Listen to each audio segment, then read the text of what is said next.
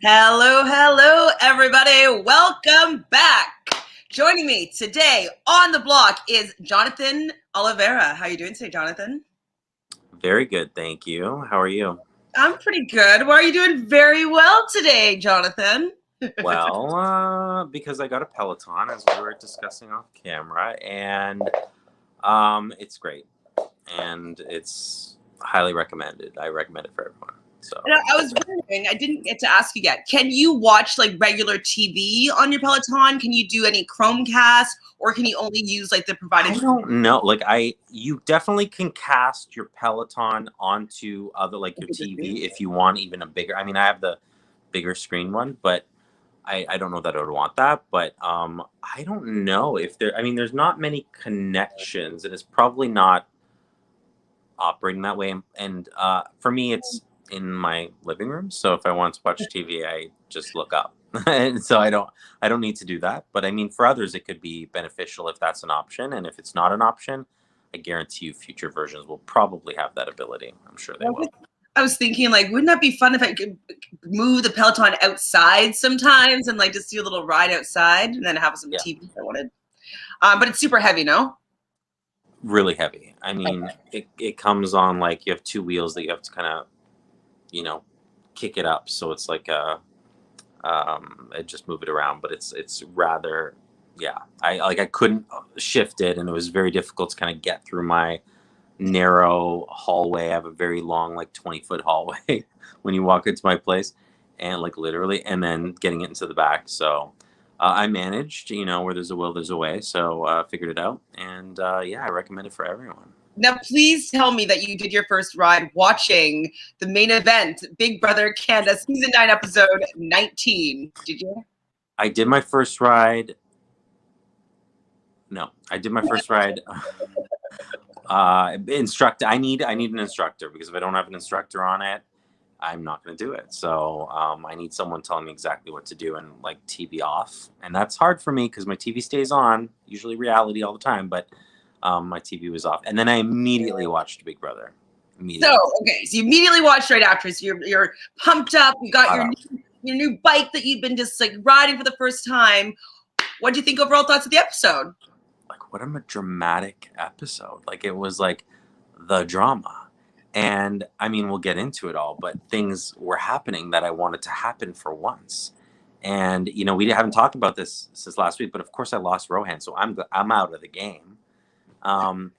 But there's people that I want to hold on to that I just like, and then they changed up. They just had a lot of elements to it. They had obviously the veto, but they had surprise of the ball pit. They had a game associated with that, which I loved, and just a very dramatic ending to everything.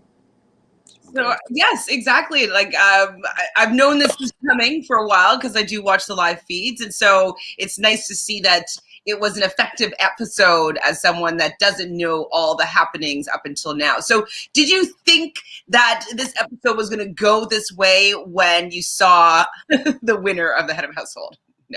No, not at all, because I'm like, oh, this is going to happen exactly how I don't want it to happen, because it's so typical, so obvious. It's kind of how it's been going. And I was afraid that this season was going to turn into those seasons where, you can kind of just, you can almost write it down, like who's going to go next, and just leave it as such, and it will happen. So I'm glad to see that people are more open to making some moves, and it really makes it exciting. We had Vic do that kind of in the first half of the game, but now it's like some other people are like, wait a minute, I need to build my resume. I need to like do what's the smart thing. So we start the episode with Tina and Tara on the block. And Jed just thinks that, we're open right now to have an option for backdoors if one of those two came off the block. And with that being said, it would most likely be either Kiefer or Brayden would be a backdoor option. Wait, so pause. So BB in the chat is asking us to talk about Colton Underwood. Did you see what happened today? I did, yeah. I don't watch The Bachelor and Bachelorette, which I believe he was on both. But I did hear and watched clips of his announcement. So just to let people know like what people are talking about. So hi, BBan. Okay, so Colton Underwood, he was a bachelor, one of the bachelors, and he did come out as being gay. He had some interviews, and he's going to be having a network series of some sort about his coming out experience. So not to speak about somebody's sexuality or sexual preferences, because I really don't care, but in terms of him being a person on my TV screen that I talked about, as things that happened in his life were going on. Like he did have some issues with his fiance at one point, his girlfriend at one point. He was stalking. I kind of think that maybe this is all true, but it came out to kind of overshadow the fact that he did this whole stalking thing and she had a restraining order against him. So I heard about that, but then I don't understand, like, you're not bisexual, you're gay, and yet you're obsessively stalking your ex. Like, well, that is, I would say, is because he was a virgin when he did The Bachelor. Yeah. And he, like, I'd always just thought that, like, he's either very sexually inexperienced, or he was unsure of his sexuality, or he was a gay man that hadn't discovered that for himself yet. That's always what I thought. I never felt a heterosexual attraction between him and any other women. So I always had this suspicion or whatever, like inkling that might be where he was at. And I think that she still took his V card. So I think it's like the level of intimacy and, like, that it's his first time. And so regardless of whether or not she would be the preferred person to be having sexual relations with, I think that because it was his first time having that kind of romantic sexual relationship with someone, I think that that's what got him kind of roped into having a little bit of a stalking relationship after it was over. Those are my thoughts. And then he gets a show. So is that like well-timed or, yeah, okay. Yeah, I think there's a little bit of a PR machine going on with that. And I might do a whole broadcast about it tomorrow. I'm not sure if I want to talk more about it or not. I'll have to think about it. Hi, BB. No surprise on the coming out. Yes, it's true. Glad he acknowledged and felt sad and hurt. I felt sad he hurt so hard. Good evening, Dolores. Yes, of course, we hope that he finds true love. Absolutely. Hi, even with the rumors, I was still a little surprised. Yeah, no, I wasn't surprised at all. Especially when the women were like, oh, he's not a good kisser. And, like, I didn't really feel that vibe with him. I just always was like, either he's asexual, not interested in women, or interested in men. I was like, and who knows? I mean, like, people are ever growing, and even people who, like, let's say Elliot Page, who came out as, a lesbian a number of years ago, and then later on as transgendered.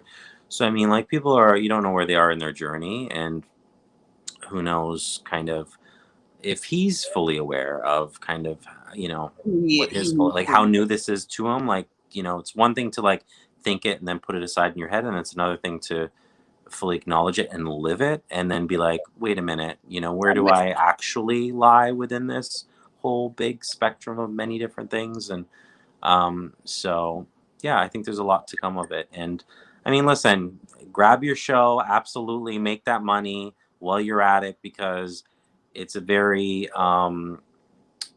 difficult time, I'm sure, for him, but at the same time, he's going to be so presented with so many opportunities. So 100%. Personally, professionally. So yeah, it could be, getting being able to share a story with other people and help them be able to grow and, live their own truth. So we wish him the best for sure. And we're talking about him because he's a reality TV superstar, and we love everything reality TV, and The Bachelor is part of that world.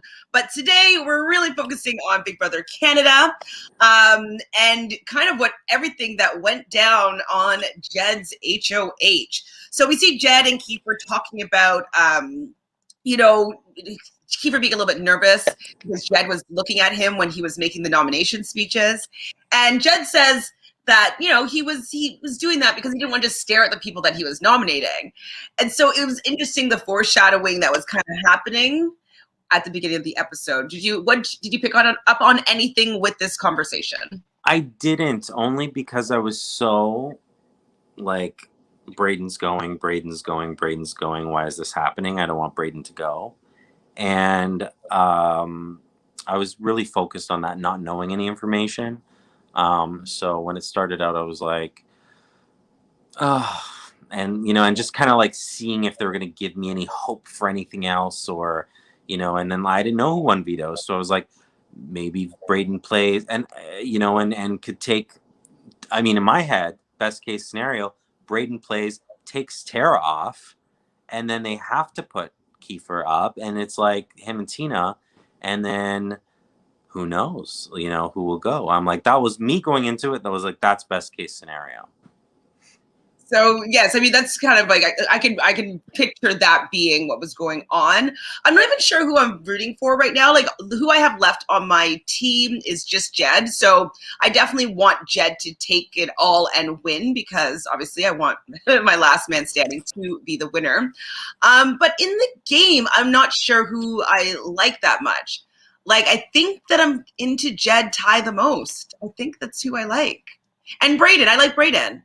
Braden, I like a lot. I mean, he hasn't really done anything, so I can't support him in, like, I want to see him last, but I'm like, gameplay wise, are you doing anything? No. So who do I want to win? I don't know. I'm warming up to Beth. Like, who would have thought? Remember, like 2 weeks ago, I'm like, Beth, get out. And now I'm like, you're making crazy moves. I love it. But like smart moves, and you're listening to things. And so, um, and I think she still has a lot to prove to me if I was in the house to like get my vote, but or if it was in the jury, but I think it can absolutely happen, and she's on the right path for that. So yeah, I mean, I don't know. And then Tina's not doing anything, and I'm like, yeah, she was in the perfect position, I thought. And then like I know she didn't win. I know when your side of the house doesn't win, it's more challenging to position yourself well, because people just look at you like you haven't done anything. Like, what have you done? Like, and so she hasn't done enough to ensure her safety in the game. So I get that. But like, I wish that she was making deals or doing something. I felt that last week she did do a lot more with like trying to steer the way that the week was going to go. But this week it just seems so far that she just like, yeah, well, I mean, she has a lot of potential because she knows how to speak to people in a certain way that doesn't tick them off, and is like kind of there when she needs to be, but not overpowering, and like not like Braden, as we saw, where people are like, oh, he's just following us around trying to latch on to Beth. And I mean, but you have to do something with that beyond just having like a nice social game. It's nice, it's not threatening, it's not winning. and it's not, and you're not going to win. So we'll see. So Dolores agrees with you, Jonathan. She really, really wants him to do something. We're talking about Braden, because I like him, but he has done nothing except dance around when he's alone. And so you didn't see it on the episode, but I think it was yesterday. He was like dancing, and like he was doing like kind of Vogue moves, and I'll like dance with you, Braden. What? I said, I'll dance with you, Braden. Yes, dance with Braden. Not going to win us the game, but I'll dance. Well, you know what? He just needs to win like 2 competitions and take out Jed and Ty, and he's pretty good. Or Jed and Beth, even he could win, but he needs to take out 2 people. I think. Yeah. So, okay, so Kiefer's been saying that he's positioned perfectly, and we hear a lot of clips of him saying that he's the best player that's ever played, and if he gets to the final 2, he beats everybody and he wins against everybody. What do you think, of this notion of his game, of him being the best player that ever played, and what do you think about him sharing this so candidly with his housemates? I mean, yeah, he talks a lot, and that's and I know we saw in the episode where Tina was warning him not to. And I mean, if someone's warning you not to, you're their competitor. It's like, it's to the point where it's like they're doing so much damage to themselves with that you can't help but say like, look, I don't know why you're not seeing it, but like, calm it down a little bit.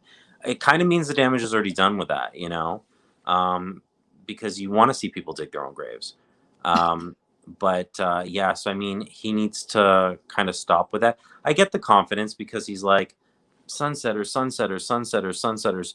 But at the same time, when your job is shifted from convincing other people to stay in alignment with your game to convincing yourself, which is what it has seemingly been, where he's just talking himself into it. Like, no, we're this, we're this. That's when the mistakes happen. That's when you let down your guard and you coast. And I feel like he's coasting because he's like, oh, people I know are winning. You need to check in with these people. You need to be part of plans. You need to be a step ahead, because if you're not making the future, someone else is going to be, and you might not be in it, regardless of if they're in an alliance with you or not. 100%, 100%, 100%. And the thing is, like, everybody wants to win as well.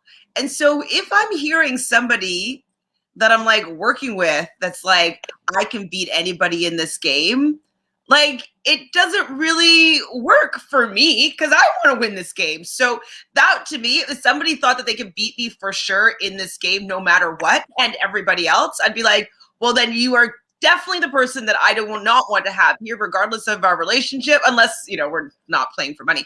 But like, I wouldn't want to take you to the end because I don't want to lose. So I thought it was really, really silly for him to be sharing that so openly, and like as if the people that he's playing with are just going to let him get to the end and win. Like they don't have any desire to win themselves. It's quite bizarre, actually. So even said, if you can't win anything, you have to mark yourself as an easy beat in the final two, 100%. And even Kiefer, though, needs to be like, yeah, like, I mean, I know I've won a few comps, but like, oh, I think you played a better game. Like, I don't think that I'd have the votes. Like, so-and-so respects you. Like, you know what I mean? You point out the reasons why you would lose next to somebody so they wouldn't be fearing taking you to the end. And Tara was doing that, but Tara was fighting for her life because she knew her life was on the line.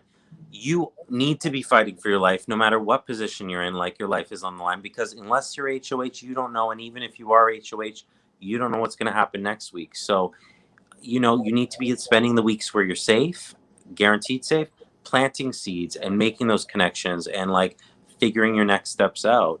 And he was just kind of there really relying on that alliance. So, I mean, again, we saw Tara go to Beth and Beth tell everything to Jed, but at the same time, you know, it is planting seeds. And even if it's like visible seeds, it's still seeds, you know, of doubt. And so. Kiefer could not be in CSIS, LOL. BB, are you from Canada to know what CSIS is? I've actually been approached to apply for CSIS, just saying. I wanted to get into CSIS for many years. That was my whole goal in life. I'm still considering it because they need people at every age, you know? So the intro to that, by the way, and I love CSIS, so thank you for that reference. The intro to that is like what do they call them? Not where you tail people and you like, there's a specific name, I forget. That's the intro level. Everything else you need to kind of be specialized. But trust me, I was there. I was following that career path, and then chronic illness. But, you know, I still love it for other people. What was it? What is it called? Now you're making me want to remember, because like I was looking. It's not like private investigate, but it's like something. There's a name to it. I had it. It's like a information officer. Like it's something like oh my god, gathering information, like surveillance, investigate. Like it's something like that. Yeah, like gather. It's a really good name. I remember that, thinking like I need to do that. I don't care if it's 40 grand a year. Like I want to be doing that in some random country. Like it's their intro level though, where you work at them for it. I looked it up again. Oh, okay. Thank you, BB. And I looked it up. Yes, he says my joke would not have worked with CIA. I mean, it would work. We know what CIA is, but CSIS is the Canadian equivalent. At least you had the wherewithal to be like, wait, what's the Canadian equivalent of CIA, FBI, all that stuff? So his joke would land. And little did you know that two of us are CSIS operatives, you know, practically. Actually, if we were, you would never know. Would never know. Oh my God, dead though. We would be the best. We'd be so good. I think I still am going to go to a career path. In like 10 years, I might reinvestigate that. So the Sunsetters are over. That was so last month. Yes, I do think that the Sunsetters he's trying to keep this dream alive. On the live feeds, You know, he talks about the fact that he named his shoes the Sunsetters 4 because he he really wants to solidify him and the trio. But see what I say? I'm like, that's him convincing himself. And when you've reached that point, it's like, what are you doing? You're not playing for your own mind. You're playing to convince other people. The whole game is convincing other people to not vote you out. That's the whole premise of the game. Whether you win the competitions or have good relationships with them, you have to convince people to keep you until the end where they then vote for you. That's Big Brother, right? So stop playing to like manipulate your own mind. It's other people. I'm with you, Dolores. If anybody said to me, I can beat anybody in this game, you're the first person I'm going to target. Absolutely. Absolutely. Are you a like watch me kind of person? Like when someone's like, you know, you can't do something, and you're like, watch me. Oh, absolutely. Like the best. I love that kind of revenge. Being like, oh, I'm sorry. Let me show you different. Oh, I can't beat you at the end. Okay, you're going out this week, so you know, mom. I don't care who's in the house with me. It's like, would you bye. vote on mom? What? Oh, I'd vote on my mother in 2 seconds. Like Sierra? I would vote out anyone. Like for money? Oh yeah. Well, I mean, yeah. For money, then at least like she would understand. Being like, we'd have an understanding going into the game that. Should they do like a family edition like they did Amazing Race that one year? I mean, I would. I need to go on to Big Brother with the people that I want to play with. That would be really amazing. But I don't think that'll ever happen. But maybe they'll do like a Paris thing. They haven't done any cool twists like that since the Pax brothers, and like that twist was bad. So remember who said it the other day where it was like, and I wanted to talk to you about it. It was so funny. They're like, Big Brother's not a team game, and I'm like, or like teams don't win. I'm like, no, they literally did. Actually, the brothers were a team and they won. So no, they actually have. Like, was it Victoria or something? Someone said it the other day, and I was like, no, it is, and they did win. So a team did win the game. Oh no, Ty was saying it is a team, and I think it was Tara saying that it wasn't, and maybe it was Tara. Yeah. And Ty was like, you know, it like we made a team and we're moving on and we're getting to the end of this game with our team. And I think, but I'm like, also a team has won. So no, you're Big Brother. But what's this? So I do a lot of watching. The matter of fact, I've known to go places and sit down and just watch people. I love it. It's the lion watcher in me. Yes, you are Leo. Oh, you're talking about CSIS. I mean, I'm obsessed with people watching. And I was like, are you Portuguese, Dolores? Because that's what we do. So watch out our curtains. Well, for the CSIS thing, though, like one thing that the person, when they were talking to me about it, he was asking me to like recall some things that happened, like when we were coming to sit down, and like I did the recall, and I was like, whoa, like I didn't realize that there's some things that I do that are perfectly suited for. Isn't it just called an intelligence officer? It is called an intelligence officer. It is. Recall. There you go. Boom. So yes, I do watch things and I do recall information like that really well. Like in some live Big Brother games that I've played, like I win all the comps where I had to recall like, what time was it when so-and-so did XYZ in the house? And I'd be like 1:11 and it'd be like 1:12, you know, so that kind of stuff I'm good at. So I think that the lion watcher in me too. Bum, bum, bum. So Tina's talking to Kiefer, and so Tina's obviously worried. Her and her bestie Tara are up on the block, and Kiefer is like, I think that Brayden's the plan. I think Brayden's the backdoor plan here. Don't worry. I think all three of us are going to be safe. And that's really like the way to be looking at. But what I just don't understand is it just because his ego is just so big that he's just been playing this so good game and he has this alliance and he's been protecting them that he doesn't think of any other potential options and troubleshooting them in advance? Like, you are the other option other than Brayden. What if Brayden made a deal with them? Like, I just don't understand why he was so reliant on him not being a possibility when it was like kind of a 50-50 chance he could go up, because who knows what Brayden is doing and promising them. And when you have that conversation with yourself, you can then come up with alternative plans. Like, how do I get around that? How do I, if they see me as someone who is friendly with Tara and Tina, and then I'm in the Sunsetters, probably getting Brayden out this week, they can see me as a big threat. So how do I get around that and figure it out? But again, like I said, it was just really him convincing himself, and then he didn't get beyond that. He was just like, no, I'm going to convince myself and keep telling myself and just have like blind faith. And that's not great. And speaking of Tina, though, you could really see the worry in Tina's eyes this week. So I was like, ooh, but I think she handled herself well. Definitely could see the worry. It was a different energy that she had. Like, she was playing it cool, but you could see she's a little bit scared. Yeah, you can tell.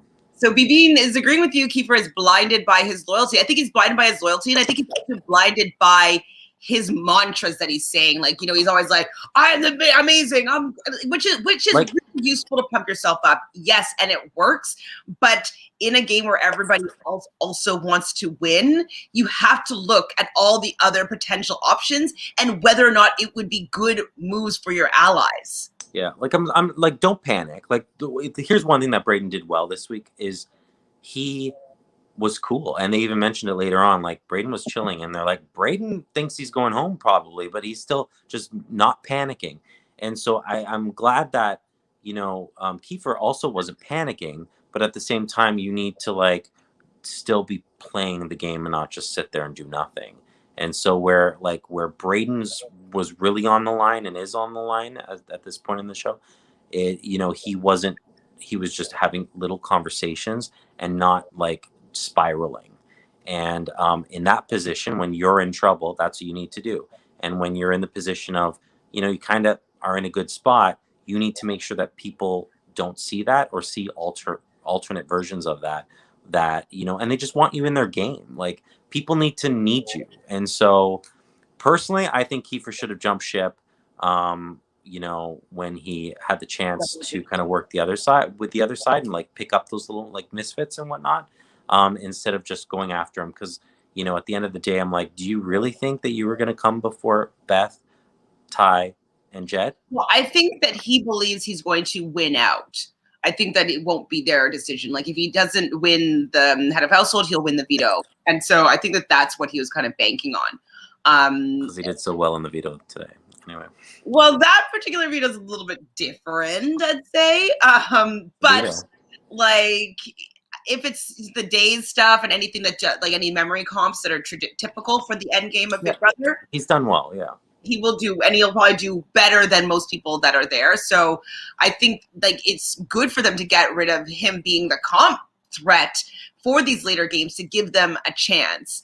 And so him just like bragging about his comp ability, like, no bueno for wanting to be kept and taken to the end. Like, why would you do that? Doesn't make any sense. Dolores is Spanish.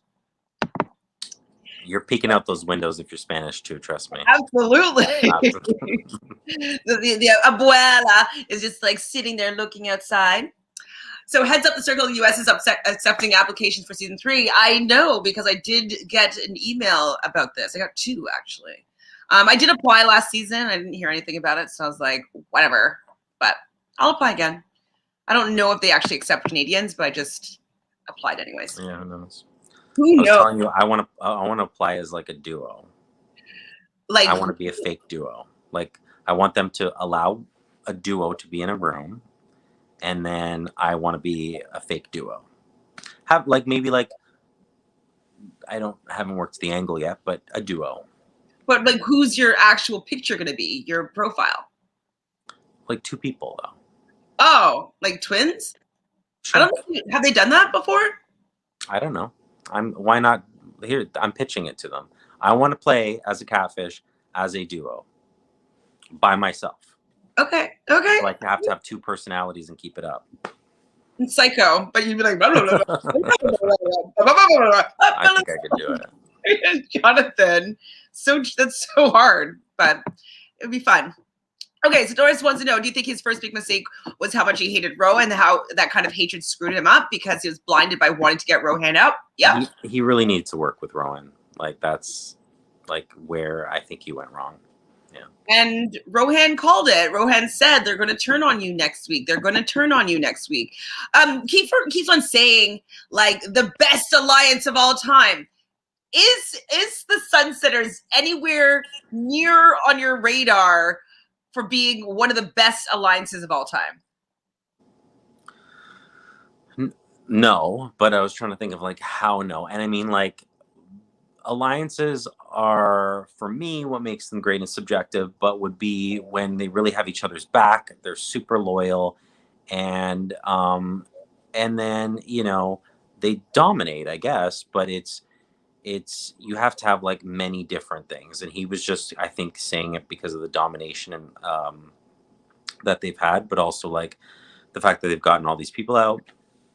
And I think he thought that they were going to be the last group of people there, and if he had his way, he'd be like, Tina's fifth, and then the four of them. So this is what I would like, just to finish your question here, Dolores. So I think that he definitely needed to work with Rohan, and he just wanted to get Rohan out so badly, like he couldn't really see any other options. And then he was also so loyal to this alliance, the Sunsetters, that he wants it to be the best alliance of all time when it's not. It's clearly showed that it's not the best alliance of all time. Now, I know they're between a rock and a hard place, but they did show their true colors when they voted out you over LaToya. Now, yes, granted, they did not have all the information. They didn't know that you were staying, because if they knew that you were staying, that they would have probably voted for you, and you wouldn't have noticed this. But between those two, they wanted Kiefer out, and he should have locked that. Like, he should have remembered that against somebody else, he would be the one that they would prefer to have out of the game. And so he should have been protecting himself as opposed to lying. I think the double did him a disservice, because if Rohan was there for days, like a full week, and was able to really kind of like lay it out for him, I think it's possible Rohan may still be in here. But when it's like, oh no, this is the easier decision for me, this is where I was going, your mind doesn't get changed when it's all happening all at once in like a couple hours, kind of a thing. So yeah, I think Rohan was screwed over by the double, but so was Kiefer, because he was, wasn't presented with different opportunities that week. I mean, I know he's loyal, but the double was the time to take out Jed. You know what I mean? Like, but you haven't seen this in the episode. I don't know if they'll show it on the show, but he wants to go to the end with Jed. He wants to beat the best. He's like, I think I can beat Jed. I want to be sitting at the end with Jed.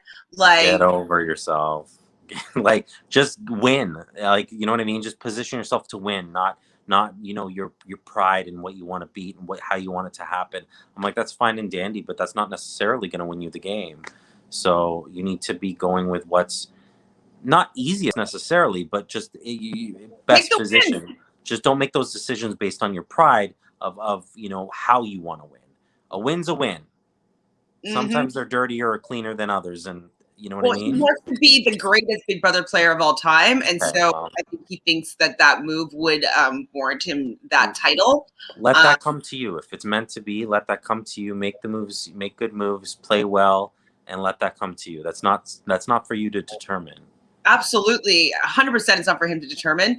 And I think that his desire to be the best Big Brother player of all time and have the best alliance of all time is completely blinding him also from seeing what's really happening in front of him. Because it's kind of like, oh, if I say it enough, it's going to be true. It happens sometimes, but in this case, it's not happening. And so he needs to be taking a better look at what people are actually giving him here. Yeah. What's the other side of the house right now? Brayden, Tina, Tara, who've won nothing, and then there's the three of them, and then there's me. I'm like, you have to look at it like subjectively, like just take a minute and just kind of step out of that and really look at, like, are those three a threat to Jed, Ty, Beth, or am I a threat to them? And I don't think he ever did that. If he didn't, he didn't vocalize it. But I mean, I think that he was just so locked in on that alliance that he could not see that they would ever turn on him. BB says a good alliance always knows how to keep secrets. Yep, plant moles in other alliances, absolutely. And we have seen none of that. Yeah, they're like Beth and Kiefer have been the only two people that have been kind of playing two sides, but they're not being transparent enough, in my opinion, with the trio in order for them to be doing a decent job about being the mole. And so they're both actually not very good Big Brother players, in my opinion. No. I'm enjoying it, but they're not. I mean, I'm a good mole. Victoria's a good mole for herself in her own alliance of one, but yes. Well, okay, so there's one conversation, you kind of alluded to it at the beginning of this chat, where Tara's talking to Beth. She thinks that Beth is playing a stellar game, and that she tells Beth that it would be a really good option for her to want to take Tara to the end, that she can't beat the boys, even though she knows that she's the one that has a lot of influence in all these votes. So she's starting to appeal to Beth's like ego here, being like, you know, we know that you are the real queen here, and like you're just being overshadowed by these, you know, hunky tall boys. So I thought it was a very good way to appeal to Beth, in my opinion. Yeah, she's playing the game. And I mean, you are risking with that conversation that a couple things, because if she goes and tells anyone else, they're going to be like, she's got to go because she's in your ear and she's like saying things. So you're risking that, but you're also, but she did it in a way because she knew what Beth's really, I think her biggest worry and her fear is that those boys are going to steamroll her. And, you know, and knowing what someone's biggest fear is and playing with that and planting it. So it could be seen as, you know, one of those like, okay, I know you think you're going and this is like what's going to happen. So you're kind of desperate and you're like, tell me what I want to hear. You're risking a few things, but it's worth it. You can't just sit there and do nothing. Well, she's on. Yeah, it wasn't laying it on thick. It was really appealing to her doubts. And that's kind of what she needed to do. And Beth is like, you know, I don't want to look like I'm getting carried through this game by the boys. Like, she doesn't want that at all. She doesn't want to look like she's only got far in the game because these guys took her there. And so it was a really good pitch from Tara. So first time I've been kind of impressed by her. And just like how she talked to Beth here, especially because I know she doesn't really care for Beth. On the feed, there's a lot of talk about like the three women need to stick together. Like, you know, we need to try to have a woman and at the end of the game, so like we have a shot at winning. Tara's like, I'm playing for second place. I don't think I can beat anybody in this game, and so I do think that Beth should be very much considering keeping all the women together. Should be telling them. And Brayden. Sorry, go ahead. And Brayden, I think that's who she should be looking at. Yeah, absolutely. And I'm worried that she will only make the moves if they're presented to her rather easily, rather than make the harder moves. So yet to be seen. Beth can win me over more and more as it goes along if she continues to make those harder decisions to make. But as far as I'm concerned, the game's still Jed's, you know, for sure. I mean, like, he has a huge target on his back and he's probably got to win a lot to not be taken out, but he's pretty good at comps.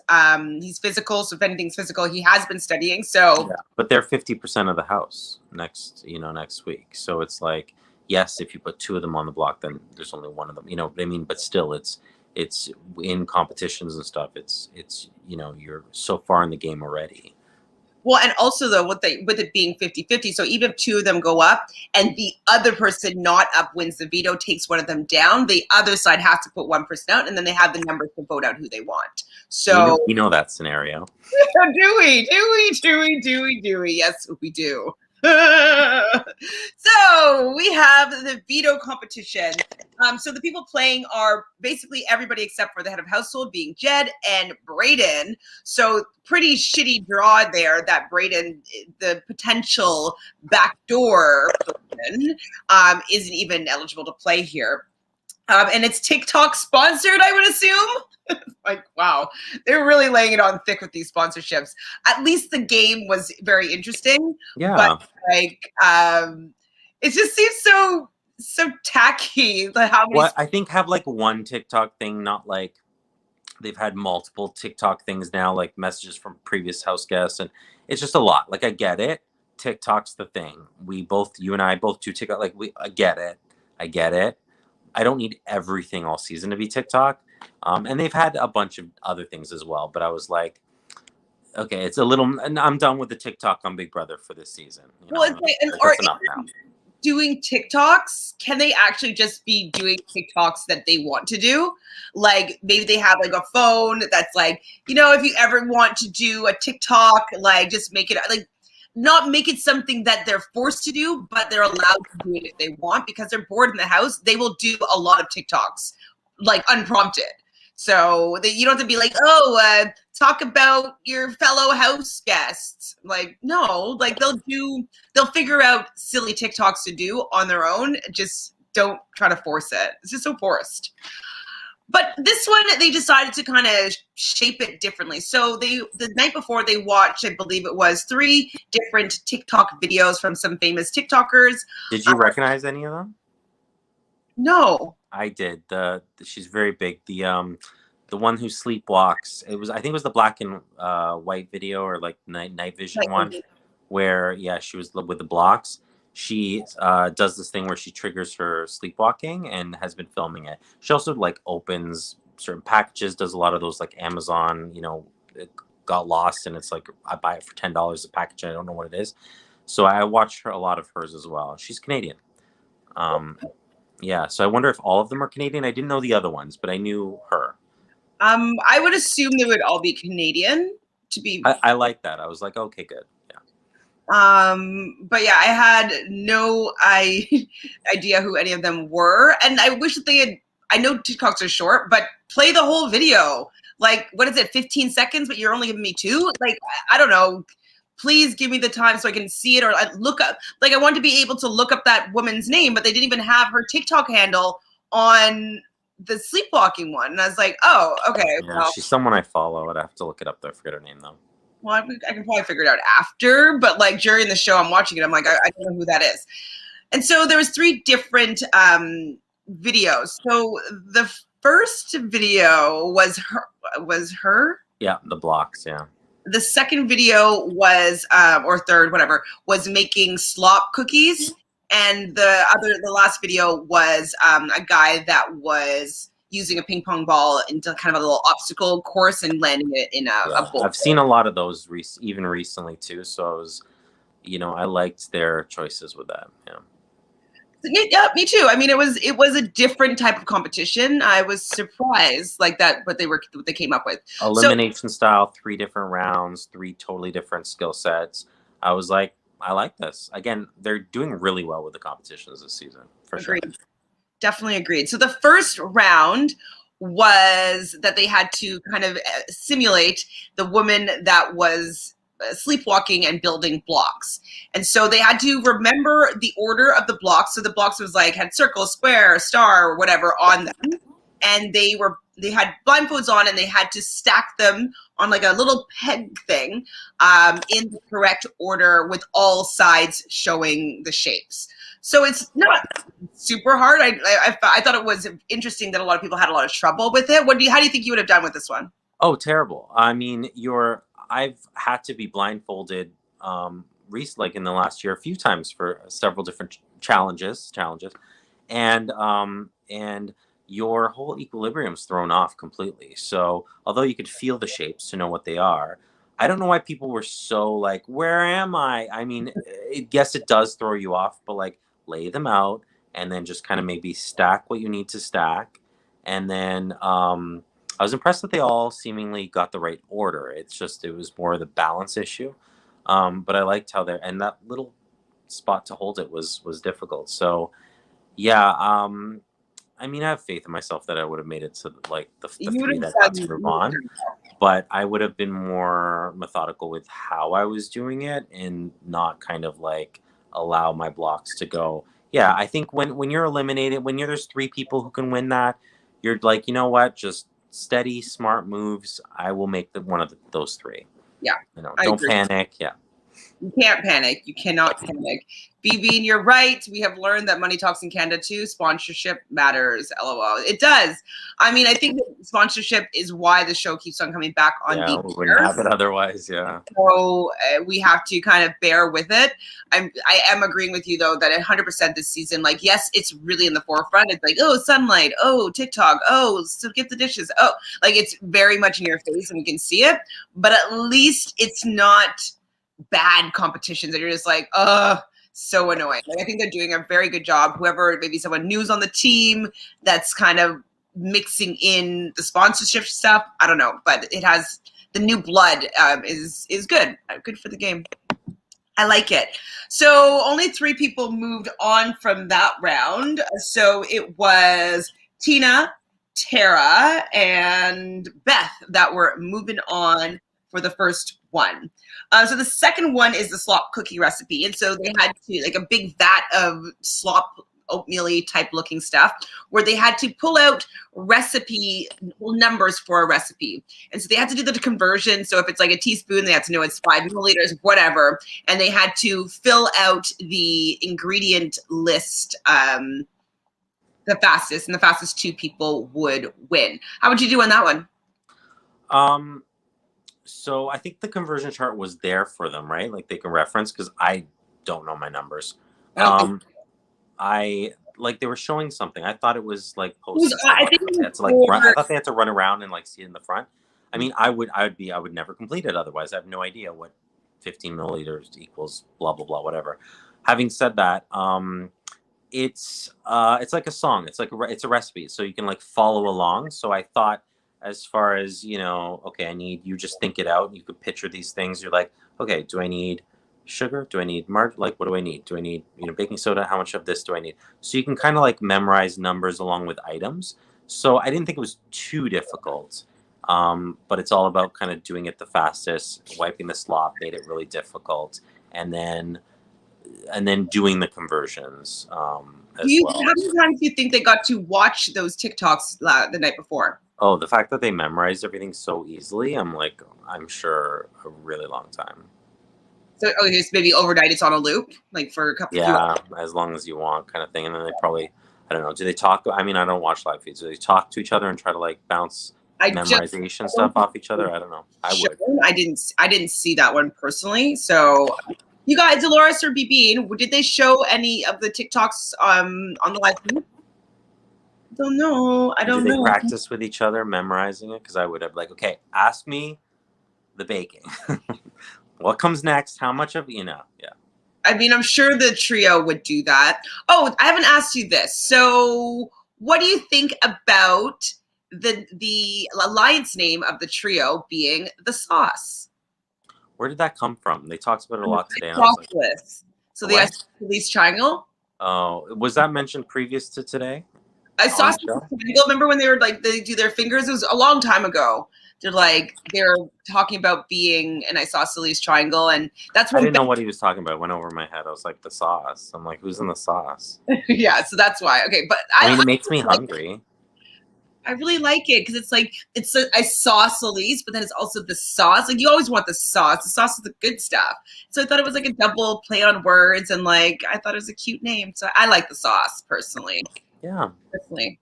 Oh, BB, never watch many live feeds. I watch Realnesss. You're so cute. Thank you for hanging out with me. Thank you so much. Okay, so then moving on is going to be Tara and Tina. So that's also another thing too, is that there's urgency with people that are nominated. They tend to do better because their game is on the line. And so it showed up here again, Tina and Tara in the final round of this veto competition. So it's trick shot. Basically, they had to angle some paddles, drop a ping pong ball for it to ricochet back and forth and land in a bowl. How would you be doing about this one? I am usually pretty good I play a lot of games, video games, text games, with that kind of stuff. I would think that I'd be half decent. I mean, I think I know what the trick is with that, and it's like slight movements and making sure that you're hitting it and aiming it the exact same way, exact same effort, every time, and then just switch the other things around like slightly. So I think I would do okay. Can I just go back for 1 second and say, why didn't Tara pick Brayden to play? Why did she pick Kiefer? Because I didn't understand. I'm like, if you do you not have that relationship with Brayden where like if Brayden won, he would take you off and then you'd both be safe, forcing them to put up Kiefer? Because she had house guest choice. We didn't talk about that, but I was just I didn't understand that dynamic. I'm Well, like, I shouldn't it think be like you guys against them? Like, no, well, because Kiefer is in the pre-90s with Tina and Tara, so it is better for Kiefer to actually win and take down well, one of like they have to know that like Kiefer's not them. gonna do. They must know about it. Like Kiefer wouldn't do it or whatever. But then she said she wants to pick Beth, and I'm like, why aren't you picking the person who would go up instead? So, but maybe they thought that Kiefer was a potential, and that would be saving him. So maybe okay, Well, I and get it. also though too is that Kiefer has a better shot at winning because Brayden hasn't proven to win yet, and so maybe they also wanted to know somebody that was playing could potentially win it, and Yeah, but I was like, Kiefer's gonna win it and beat you, where I would want to win it for myself. Like, you know what I mean? And then if not, have someone else that I could probably beat. But if I don't win it, maybe they win it and take me off. So, I mean, maybe they just have more faith in Kiefer and don't realize his Sunsetter connections as much. I don't know. yeah, I think it's that she feels I that was very confused by that. Anyway, so yeah, final round. I it think I'd do is. well. Yeah, I think I would do pretty well on that as well. I might have talked about it with you before, but I used to watch MathNet when I was a kid. And so I remember learning about the angle of incidence equals angle of reflection. And so I understand where to hit things in order for it to bounce off and hit somewhere else. So I'm not great at pool, but I know how to line up a good shot, you know? And so I think I would do well on that as well. And I don't think that Tara knew that she was going to be great at this, but she was Sorry, able to do it. did you mean trick shot Tara? Yeah, Trick Shot Tara, new nickname. She named herself Trick Shot Tara because she got it in. It seemed pretty fast. I'm not sure how long it actually took, but she beat Tina to it, getting it in the bowl. You like that nickname? Yeah, yeah, I do like that nickname. I just like that whole moment. It was just like trick shot Tara, and then like I think it was Jed was like he was like, oh, new name, and he and he like looked at Ty, and I just like that whole moment. It was well edited and shot, I guess.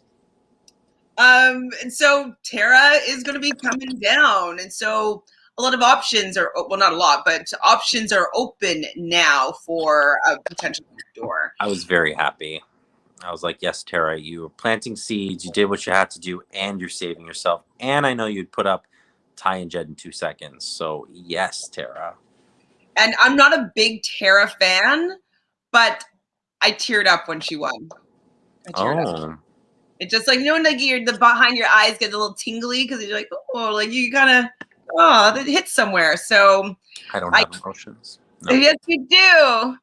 I realized that like I did want to see her do well, and I think it's because she wants to be there quite badly, and like you want to see people that are fighting to be there to get it because you know how good that must have felt for her to like be like, yes, I did it. Like I saved myself. Like so she must have felt awesome, and that's probably why I teared up. You know, I am a bit of a softie though. I'm not gonna lie. So who happened next? So right now we have Kiefer started to talk more, even more so like him wanting to be part of the greatest alliance of all time. And I'm like, oh gosh, like stop just hammering this in and talk more about like what you're going to be doing together, like how you guys are maybe going to be the best alliance of all time, what the plan is, like why Brayden is best. Like if you want to be making big moves, Brayden isn't a big move. So why are you pretending to sell him like he is, you know? Yeah, well, I mean, and the thing is like you need to be saying like, you know how connected Braden is with Beth and like really lay that on thick and like, you know, he's really warmed up to them and blah blah. And I would probably even go out, instigate something where someone has to admit something to me like that and then go run and tell them. You know what I mean? Just to secure that. So that's what I would do. And it's just it wasn't done. I'm like, you have to play this week. Like him being like, yeah, greatest of alliance of all time. Then I want to beat them. I want to beat them so I can become one of the greatest players of all time. I'm like, he's way ahead of himself. It's like, you are in a hot seat and you don't even know it, and you're talking about being the best player of all time, and you can't even recognize that you're in trouble. Some of the greatest players, and I disagree with him because he's like, oh, the best player wins. But I'm like, no, some of the greatest players never win. And it's not about that. But it's like, so do you want to be one of the best players, or do you want to win the game? Because you're lining up not to be either. I think you're a good competitor. Really didn't think you would be as good as you were. I think socially you've done well. I think he's also, done really well in competitions, obviously. Very impressed with him this whole season. But I think he's dropping the ball this week. Mm-hmm. And probably last week too with that double. Exactly, because he's actually not a very good player. He thinks that he is. If he was a good player, he would be seeing what was about to happen to him coming. So Jed tells Beth that he may be putting up Kiefer, maybe to backdoor him. And Beth says that she planted this seed to Kiefer, about Kiefer. She has done a lot of solo talks to the camera, being like, that's who she wants out. And so I'm impressed with the fact that she got these boys to come up, or Jed to come up with it on his own, because that's what we were always talking about. We're like, you got to get people to do what you want them to do without telling them to do it. Like, you have to influence them to do it in a certain way. And so the fact that she was able to incept his mind and get him to make a choice that's better for her game and not really better for his, I thought that was pretty good work for Beth. Yeah, no, I agree. It's like this episode was really like Tara and Beth's episode for really doing what they needed to do and getting some stuff done. And I was like, oh, good job. I mean, and like I said, Braden just kind of like kept it cool and laid low. Absolutely. That's what he needed to do. And he had like little conversations where needed. But I think the stars of this episode were really those two women who made some really good moves. Agreed. We get the scene where Tina and Keith tells Kiefer to cut down on his gloating about comp wins because Jed may want to make a big move. And Kiefer's like, no, I don't think that he'll do that. There's no way that he would do that. It's impossible. It's not going to happen. It's not going to happen. And it's like, why would you think it's so impossible to happen? But he doesn't want to believe this to be true. So we see Jed tell Ty now that he's thinking Kiefer, and Ty's really they're fine with it. They weren't that upset with making that move, which I thought was a little bit surprising because they have been working together so closely for most of the season. I know, and I was watching and I'm like, oh, it's not going to happen. They're like laying it on too thick. It's not going to happen. He's going to get up there and he's going to be like, Braden, go sit down. I was like, it's way too much. They show you the alternate version that's never going to happen. That's just the few times it's been talked about is usually how that goes. So that's where I was in this moment. Keep going. Dolores has a good point. Are you a really good player? You have to keep telling yourself and others that you're the greatest player. Exactly. Jonathan, you said it before. Like, people need to be giving you these titles. Yeah, it's not up to yourself. It's like, listen how amazing I am. Let me tell you how amazing. It's like, have that confidence to know what your worth is. Absolutely. And pride yourself on what you've done. But when you're like in it still, like, no, just keep playing. Like, don't start like, marking those special skills on your resume just yet. It's like, well, I'm kind of embarrassed to say that when I'm still in the game. Yeah, it's still happening. So like, you can't be of all time. A, it's a shorter season. B, it's like, it's not over yet. So who knows how you're going to stack up? Who knows what's going to happen? Who knows who else might emerge as like a big threat in the game? So it's quite premature for him to be thinking this. So Tara and Jed call the house guests into the living room, and they are going to be having a little hide and go seek. And this is because somebody was going to have to go sleep in the new bunk beds in the ball pit. I guess they just want to use the ball pit for some reason. I think they heard me last week being like, when's the ball pick going to be used? And then they used it for competition, and then they used it for this second competition. So they've now used it twice. And So can I just say something? I wasn't here for the episode where you were talking about that competition where they had to put the balls in and Tara was really upset and whatnot. But like they clearly just peeled. You could see the remnants of the colors on the balls. Like it was like, oh, if that was like formerly a green ball, and they didn't even peel it clean. I was like, that's not great production. So I'm just letting you know that you let me down with not fully peeling those balls. I didn't notice, but if I ever go back and look, Oh. I will notice now. On a lot of the balls, they were like remnants of them. You can tell that it used to be green ball, but it's white now because they peeled the green ball. But anyway, but I'm glad they're using the ball pit. More balls in there that were the color that they needed. You know what I mean? Like, I wish that they just did that. Sorry, BB, and I missed this. So I agree, probably 50% of the seasons did the best player win. I don't even remember the last time. I guess, like, Cody won. He was the best player of the season. Yeah, but it happens a lot of time. It's like situational. So like you're an amazing player, you get near the end or at the end and you don't win for whatever reason. It doesn't mean that you're not the best player of the season. It just means that something happened where, you know, you didn't have a winning game, but you did play the best. Yeah, and it's like you can be an amazing player and you can be a terrible player and make it to the end and win. And we've seen it. But you know, it's situational. So well, it's kind of like you have to take into consideration the luck element too. Like if it's something that's in your strength or whatnot, like being able to win a certain competition could just change your fate. And that's the luck of the draw sometimes too. Like sitting beside everybody else, you would win, but this one person, maybe you wouldn't win. Or there's a lot of variables that you could play the perfect game, that one little thing at the end. Like look at Janelle, like final three, both of those times where, you know, one, she just was like, oh, like what's happening? And she takes her hand off the key by accident. And they had just started the competition. So realistically, like they could have just reset and started, but because she was trying to get clarification, but she didn't. And she ended up not winning that whole competition and she lost and went home.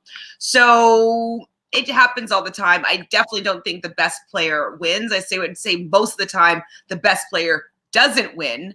And yeah, for him to think that him winning this season will give him that role of being the best player, I think that's it's not the right read. Not the right read. The best player sleeps in the ball pit. You think the best player sleeps in the ball pit? Moses. Moses. It was Moses. It was so good. What are you talking about? It took us. She was crying. Chantel just said she was crying. The end almost got me, let me tell you. And it was very fulfilling. No, the segment though about the segment. Oh, I thought I read the episode. Hold on, what segment was the filler? The hide and seek. No, okay. No, I still don't take it back. That segment it almost had me crying. No, not the segment did, but I loved it. I was like, yes, let's play hide and seek. Absolutely. Let's play hide and seek. Let's have some stupid fun. I loved it. I mean, I wish they had more things like that, and I don't call it a waste when it's entertaining, and I was entertained. I was entertained, but I just was like, why did they need to put a bed in the ball pit to make a competition for them to play hide and seek? It just seems a little silly. I'm glad someone's sleeping in the ball pit, because if the whole season no one slept in the ball pit, I'd be like, I'd be very upset. Okay, yeah. So you got your ball pit fix, which is great. Great. Hi, I'm Moses. Okay, so you're right. So Vanessa, I do think that she was the player of that season. I can't stand Paul, and so I have to say that he lost the game because he wasn't the best player of the season. He didn't realize that he had to take care of all the jury, and so I don't think he's the best player. I mean, I think he had control over the game and it went in his favor, but I don't think that he's the best player. He knows how to lose twice. Dan from BB14. Yeah, in that season he should have won maybe, But then also, though, there's so many people that were so mad at him for what they did that he didn't get their votes. And yeah, but yeah, Dan, I would say Dan maybe, because also a lot of the people that were voting were saying that they would never let a coach win. And so that wasn't on his side as well. So I'll give you Dan there. Tyler, I wanted Tyler to win over Casey for sure. And Kayla, I wanted Paris to win. But Kayla was a decent player, but I wanted Paris to win. Yes, BBN agrees with Paul and Vanessa. Vanessa maybe, but Paul. Okay, did they have to give Ty a baby crib in the ball pit? Yes. Okay, so I think they just chose whatever size that they wanted to have, and they had it in the ball pit. They didn't really measure it out to whomever could be in there. But he had like dinosaurs on his blanket, so it was very kind of kid themed. Yeah. It was a cute little blanket set. Yeah, and like a brontosaurus I saw, or stegosaurus or something. I was like, great. So they all had 100 seconds to hide somewhere in the house, and Beth was the final person found, and so she was going to decide who was going to be sleeping in the ball pit, and that person that she chose was Ty. So Ty, 6'3", Ty is going to be in the ball pit in the. I love so much of that because, first of all, she was a mess and didn't know where to hide. And yet she ended up having the best spot. And then secondly, like, I thought it was very unexpected for her to pick Ty. And I thought, typical with these things, they go for who they're kind of against in the game, right? So, who's like down and out or whatever. So I was like, ooh, is she going to do like Tara? Or is she going to actually do Kiefer? Or is she going to do, Brayden? I'm like, and she was like, Ty. I was like, oh, that's good. That's good. So, I mean, to me, though, this doesn't even seem like that bad. Like, who cares? Like. Well, it doesn't look that comfortable. And like, if you have to, I'm not a go to the bathroom in the middle of the night type of person. But if you did, like, you could die. I think you can like drown in those balls because you have like, where are the lights? And like, how are you? Can you imagine having to climb off that in the middle of the night to go to the washroom? You're half awake. All of a sudden, they're filming a TikTok of you trying to get to the bathroom in the ball pit. Yeah. Like that woman. So Laura says she would have gone to the ball pit to hide there. They must have been off limits because nobody checked there and nobody hid there. Yeah. I'm hardcore with these things. I would have gone under the covers of the hot tub. That's what I was thinking. I would like risk me not being able to breathe and. No, but that's what I was thinking, and then I was also thinking about the girl that was in that put herself in the Chelsea hotel. It wasn't the Chelsea hotel. What hotel? Oh, on the in the water tank. In the water tank. So I was just picturing that, and like I was like, okay, maybe I won't do that because like. No, I would do it. Listen, Big Brother's watching me. It's like I'm mic'd up. I'm like, I'll just keep it above water and be like, help if I need kind of any assistance. So that's what I was thinking, and then I was like, oh my god, that poor girl in the water tank from Vancouver. I was like, but that was my first thought of where to hide. And Beth ended up having a pretty good one where she's hiding underneath all of Ty's. Yeah, the best place is usually like kind of in plain sight, and so unless it's like really hidden, and there's not many places to hide well there. I mean, call me a winner. Call me a winner. he will do whatever it takes to win. So that's how it would be. even a hide and seek game that has nothing to do with nothing about the game. Yes, I think that you would have gone to. You would have risked your breath in order to win that competition. 100%. Who would you have picked? Ooh, I mean, depending on who am I, like, as a player in that house and who am I aligned with. But I would have picked, it really depends. I would have not wanted to tick anyone off. So I would.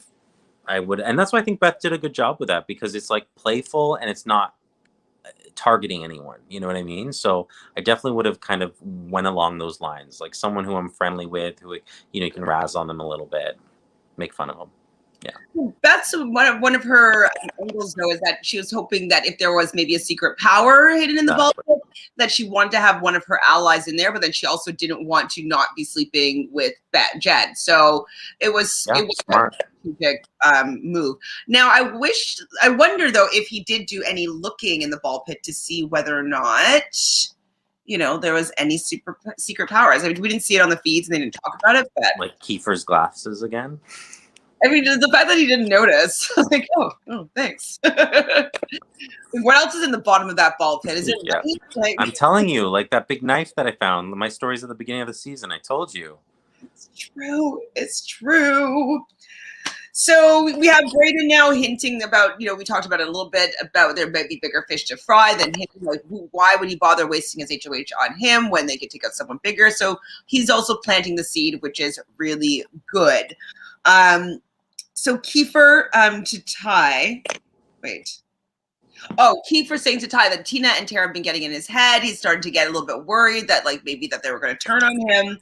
And then he says he doesn't think that they're going to do it. Like, he's like, I don't think that they would have the balls to do it. And I'm like, if someone said, I don't think you have the balls to do it, most people are going to end up giving that a try. So Kiefer, I can hear the narrative of like him being so confident that they would never do this to him. You're like, that they're going to be doing this to him. And so he's starting to get a little bit of a bad feeling about it. He's wondering if the plan is still Bray. And one thing, though, that Ty was saying up in the head of household room, he was saying this to Beth and Jed when they're finally telling him that this is what they think the plan is going to be. And Jeff and Beth is having a little bit of second thoughts. He's like, well, Kiefer is our bestie, but he's not the sauce. So he's not in this threesome. And he said that we did make a final 6. So that was the Sunsetters. He pretty much made it there. He's final 7. I was like, pretty much. I'm like, well, it's not exactly, but yeah. And then, we made a 3, and so did he. So he has a 3 with Tara and Tina. He just he didn't choose the better side to be more loyal to or equally loyal to. So I thought that these were good points that Ty made. Yeah, I still thought it wasn't going to happen because of it usually like never does. And with these kind of things, but then they brought him into the room. And then they said they brought him into the room. They had like a conversation afterwards. Right. So when that happened, I was like, can they go back on this now? Because they're telling him. And like, that would be a big mistake. So this was really promising, like this upcoming conversation that when they brought him in the room. And I was like, and you're right, like he was starting to question it with people a little bit. And it kind of felt like Dead Man Walking kind of a thing. And I was like, oh gosh. Oh gosh, is right. So he's asking Beth if the plan is still Brayden, and she's like, yeah, but I think the boys want to talk to you. So she goes and grabs the boys, brings them up to give them the news that he was going to be the replacement nominee. And I did feel really bad for him. It was just kind of like this kid that was playing and like his toy got taken away from him and like he's crying. Yeah, it felt, I thought the way it was edited and everything else too, it was heartbreaking. I thought, I was like, before this week wouldn't care if Kiefer was going home or not. I mean, in my head, that was going into this episode because I wanted to keep other people. That's best case scenario. But I felt really bad. And I'm like, and you know me, I'm like, oh, if you're making me feel this bad, that's when you have to step fast. You have to be like, get out. You know what I mean? You're playing with my emotions. Get out of here. I'm like, see you later. I'm like, that can't happen.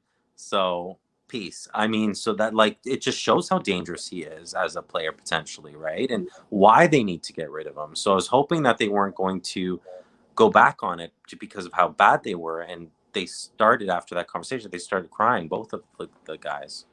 So 100%. So it was pretty emotional. It wasn't an easy move for Jed and Ty and Beth. Like they kind of were all hugging and crying about this. And Kiefer went down and we see Tara and Tina hugging him. And so we get to the veto ceremony. Obviously, Tara is going to be using it on herself. And, he pulls the trigger and Jed puts Kiefer on the block. And I knew it was going to happen because even sitting there, Kiefer was teary-eyed and whatnot. And I was like, okay, good. It's still happening. It's heartbreaking, but it's, and I want Kiefer to do well, but it's you kind of made your bed and I don't know. And I'm still wanting Brayden there and Tara won veto and I want Tara there too. So I'm like, you know, this is what you should have turned on the 3. Sorry. Yeah, he should have turned on the 3. And one thing, I didn't mention, and I thought it was pretty beautiful that, Tara really wanted to be head of household on the anniversary of her brother's passing, but she ended up winning the veto and being able to take herself off on the day of her brother's passing. So I thought that was a nice moment that she was inspired, empowered, some loving energy from her brother to be able to get that win on an important day for her. So I like seeing full circle things like that. And so I'm happy that she got that moment to share with her family and share with her brother. Didn't mention that. And I also like how Tara didn't spiral, because we talked a little bit about spiraling earlier. Like, she had a bit of a fit with that previous competition and then kind of reined it in and got it back together. Like, I didn't see her reaping any repercussions of the fit that she was throwing before versus, now and in this episode. So I'm like, everyone's going to experience these emotions. They're heightened. Being able to kind of get yourself back on track and then like win something, but like plant things in people's ears and stuff and still play the game, have that conversation with Beth. I'm like, Tara did a really good job with that, and that's commendable. So yeah, she definitely earned that veto. 100%, Moses. She did earn that veto for sure. Watching Kiefer realize that he was going on the block was one of the saddest moments in BB history, similar to Brittany Haynes being pulled at the end of BB12. That was sad too. That was sad. It was really tough to watch, especially because we've been seeing him like really high on like, how well he's been doing. And as much as I don't agree that that's the best way to approach the game and your other housemates, I know that he does, like, there's a lot of his egos on the line here. And so I think that like it's just going to be so painful for a person like Kiefer to be taken down a notch here. And it didn't feel good because it didn't feel good to watch. So I did feel terrible for him. True, Natalie. Jed's mom is not a fan of Beth. They were like watching, I believe, with Latoya, and they weren't a fan of Beth, unfortunately. Oh, well, maybe after tonight's episode a little bit more, but I wasn't a fan of Beth either. So still not there yet. Yeah, I mean, the mom. She's getting better. She's getting better. She's making good moves, but she is getting better. And I think probably one of the reasons is because she doesn't fully have her son in like his best interest at heart. So like, well, I mean, like, whose child's gonna go in a Big Brother house and you're gonna be like in love with who they're like showmancing with, Because even she said in the episode, she's like, "Did I come here for a boyfriend that lives half the country away?" Like, you know what I mean? So it's true. It's true. It's true. Protect your kids. Natalie, just so you know, I'm going to be going live later on tonight, so we will talk about the challenge then. Going live with the challenge at 10:30 with the ladies, so we will talk about that and some of the cast that's dropped for sure. I think that's everything I want to talk about this episode. Do you have anything else that happened that you wanted to mention? No, I mean, yeah, it was all covered. My phone's about to die, so so it's perfect timing. With JoJo. Yeah. What are you uh-ohing? Oh, the Jed's mom not being a fan? Yeah, like, it's not great for longevity of a relationship. I mean, he might be not a fan too, because Jed said, "I love you," and Beth didn't say it back to him. Yeah. So she's probably worried that her baby boy is getting played a little bit. I just think she likes him though. Yeah, I mean, I don't know how serious either of them are, but yeah. Well, no, thank you, BB. And thanks to all of you guys in the chat. So thank you, BB, Natalie, and Moses, Dolores. Did I miss anybody? Jonathan Oliveira. Thanks so much for hanging out with us. What? You are missing someone. Rylan. And your Peloton, Oliveira. Oliveira and Mr. Rylan, who's been such a good dog today. So good. All the craziness, and he was very quiet, so I appreciate that. And if you haven't done so already, please subscribe to Reality Pop. It's going to be your new hub for all things reality TV. And we will be back tomorrow on the block with JoJo, where we talk about what happens between the veto renom and the actual eviction, because stuff has gone down. So it will be a good watch tomorrow for sure. Good night to you, M. Mosness. And Yes, I'm very excited to see how things get edited and what ends up happening tomorrow. So we'll see you then on the block. Bye. Sayonara, guys.